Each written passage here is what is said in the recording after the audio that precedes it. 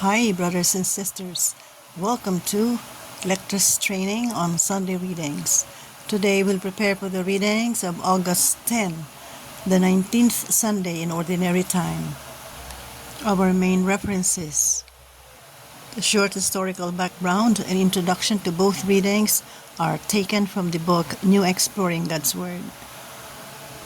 For the first reading, about 100 years before the birth of Christ, a large number of Jews were residing in Egypt. Yielding to the negative influence of the environment, many of them had come to live like the pagans, thereby renouncing the faith of their forefathers. Only a tiny minority had remained faithful to their religious traditions and values, and because of this, they were harassed by their pagan neighbors as well as by the renegade Jews. Inevitably, this handful of persecuted devout Jews experienced discouragement and crisis of faith. It was in order to encourage them that an anonymous author of that period wrote the Book of Wisdom.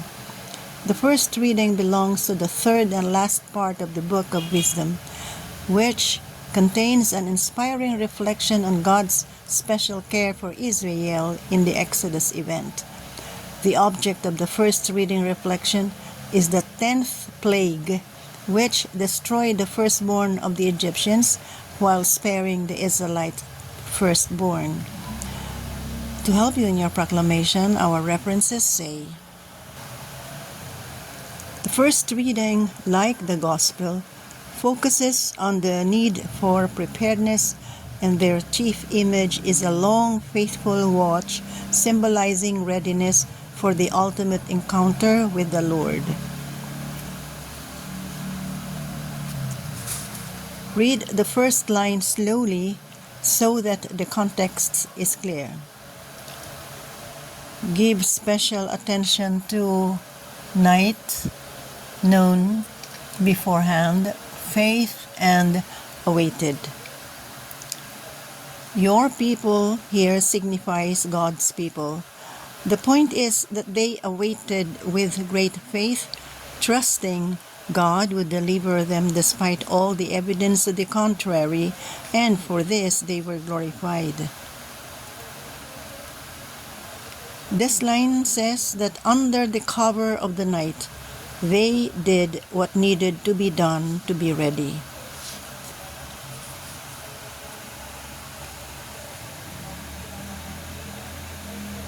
Say, wisdom, wisdom. Courage, courage. Adversary. This is the plural. Adversaries, adversaries. Summon, just add an adi.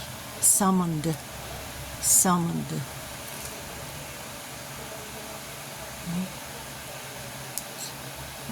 Reminders: look at the people when you read, when you say this. Look at the people when you say this, so you have to say them from memory. To avoid monotony, raise your voice on the underlined words for proper pausing. Follow the slashes, and this symbol is telling you not to stop or pause here, but continue to the next line. Now let's practice with the full text. First reading. A reading from the Book of Wisdom. The night of the Passover was known beforehand to our fathers, that with sure knowledge of the oaths in which they put their faith, they might have courage.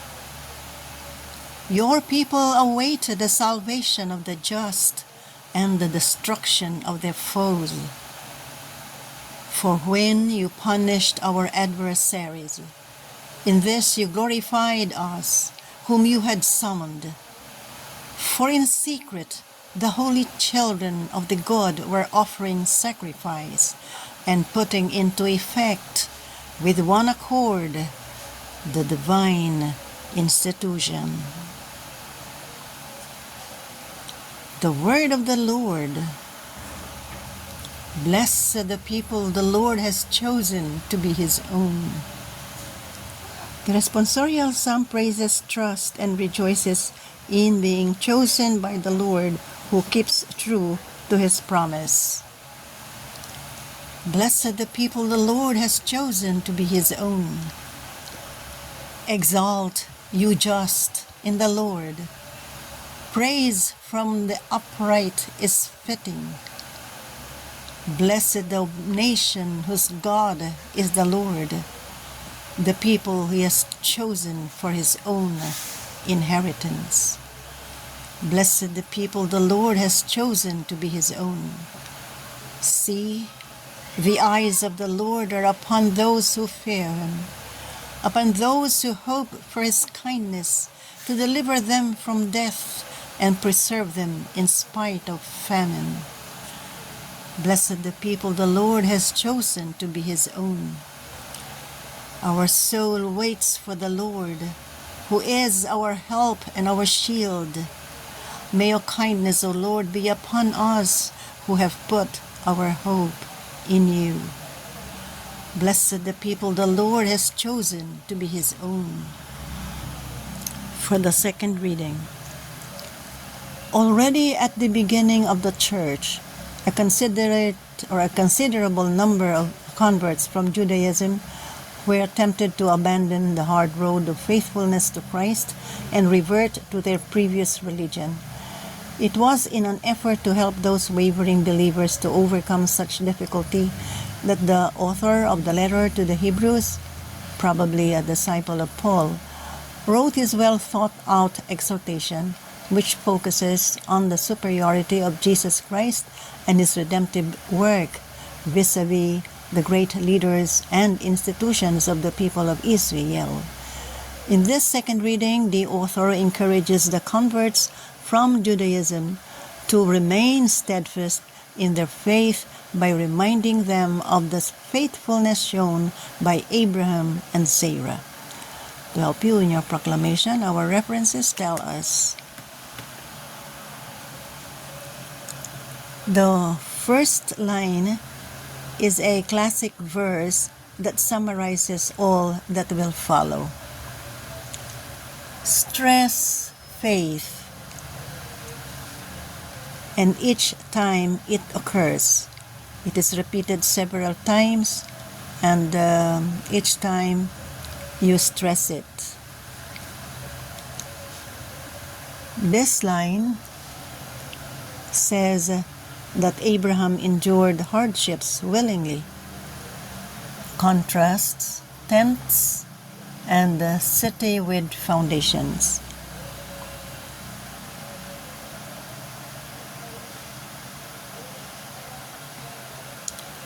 Give a strong emphasis to Abraham and Sarah's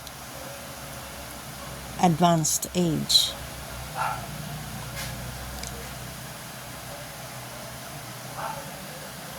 In this line, this phrase, as good as dead, is a colorful exaggeration.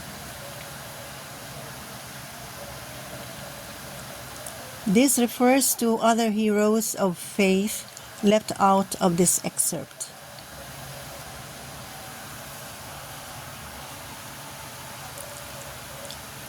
This is a striking statement.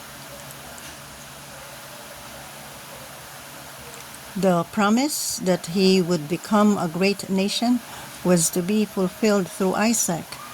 Abraham trusted that God could keep the promise even if Isaac were sacrificed. Isaac here is presented as a symbol of the risen Christ. You must sound amazed in your proclamation that Abraham was ready to offer his son. Abraham's willingness comes from his faith in God's promise, which is even stronger than his love for his son. This faithfulness is what God rewarded. Make this sound as amazing as it is. So again, this means you have to proceed to the next line. This means you blend. Who speak, join O and S, who speak, so that you are not tempted to say who is speak, but who speak. Blend these three words. They would have had. They would have had.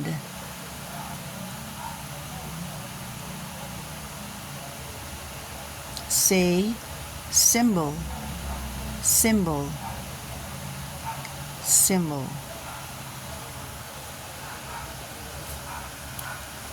Say faith. There is no T sound here, but a voiceless TH. Release the air between your upper teeth and your tongue. Faith. If you say fate, that would be another word with a different meaning. Faith. Okay, so don't say fate, it is faith. This is realization. Realization. Now say sojourned. Sojourned. In British English, it is sojourned. In American English, it is sojourned. Country. Country. Isaac. Look, it is not a. It is not a. It is an. It is not a. It is an I. Isaac. Isaac. See? This is heirs. This is sterile. Blend the two S's and produce only one S sound. Was sterile. Was sterile. Otherwise, you might be tempted to put a vowel sound here and say was sterile, which is wrong. Okay? Was sterile. Was sterile.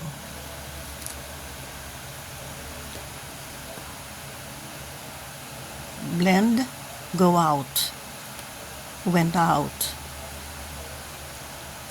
Brothers and sisters, the second reading comes in two forms, the longer and the shorter form.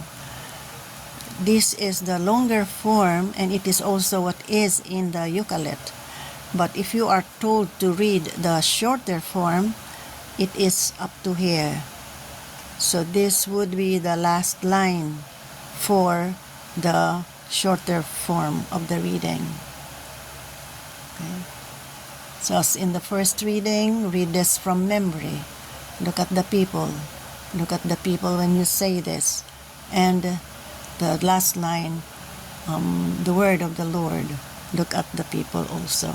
Follow the slashes for proper pausing, and to avoid monotony, raise your voice on the underlined words. Now let's practice with the full text. Second reading. A reading from the letter to the Hebrews. Brothers and sisters, faith is the realization of what is hoped for and the evidence of things not seen. Because of it, the ancients were well attested. By faith, Abraham obeyed when he was called to go out to a place that he was to receive as an inheritance. He went out, not knowing where he was to go.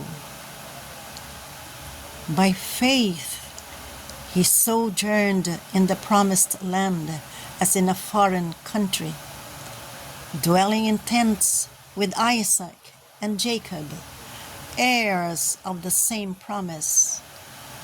For he was looking forward to the city with foundations, whose architect and maker is God. By faith, he received power to generate, even though he was past the normal age, and Sarah herself was sterile. For he thought that the one who had made the promise was trustworthy. So it was that there came forth from one man, himself as good as dead, descendants as numerous as the stars in the sky, and as countless as the sands on the seashore. All these died in faith.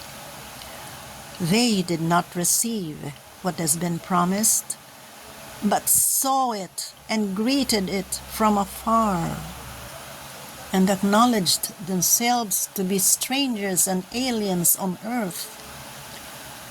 For those who speak thus show that they are seeking a homeland. If they had been thinking of the land from which they had come, they would have had opportunity to return. But now they desire a better homeland, a heavenly one. Therefore, God is not ashamed to be called their God, for he has prepared a city for them. By faith, Abraham, when put to the test, offered up Isaac, and he who had received the promises was ready to offer his only son, of whom it was said, "Through Isaac descendants shall bear your name." He reasoned that God was able to raise even from the dead, and he received Isaac back as a symbol. The word of the Lord. Alleluia, alleluia. Stay awake and be ready, for you do not know on what day the Son of Man will come. Alleluia, alleluia. Briskly, let us just review a few words from the Euclid. Again, still mispronounced by many. Incarnate, incarnate, baptism, baptism. In the prayer of the faithful, this is not strength, it is strengthen. Then here again is faith. Lord, strengthen our faith in you. Then say example, example, example, spiritual, spiritual, treasure, treasure. And that word before the communion, worthy, worthy. Okay, if you wish to practice with the prayer of the faithful, there you are. Okay, just put this to a pause so you can practice and be familiar with the text or the words. Okay, all right. Thank you, brothers and sisters. Please read and practice as often as you can to get familiar with the text. Then and only then can you read effectively and with confidence from the lectionary and the Euclid. Join me again next week for the readings of August 17, the 20th Sunday in Ordinary Time. Until then, goodbye and God bless you all. Please like, share, subscribe. Thank you.